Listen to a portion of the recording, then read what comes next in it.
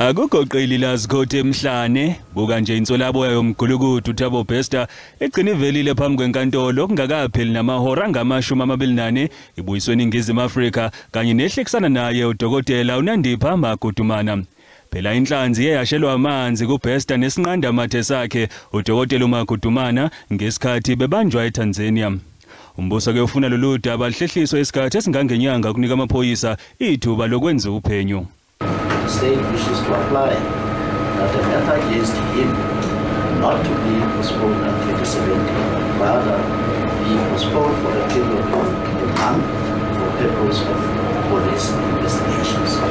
That will also be taking care of some security concerns if they're accused. Kepha ummeli kaBester uchithile lokho ekhala ngokuphepha kwekhasimende lakhe akagcinanga ke lapho ufune ukuhlinzekwa nangomqulo oqukethe iminingwane egunyaze ukubuyiswa kwakhe kuleli. This accused is in the custody of the very same institution that the alleged escape occurred.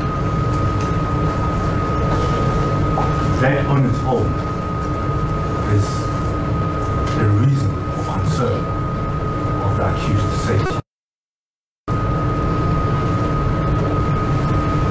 My instruction earlier is that the accused hasn't eaten since he was incarcerated.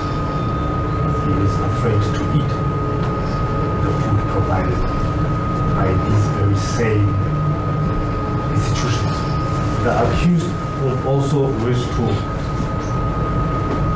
be furnished with the extradition documents of how he was brought to South Africa.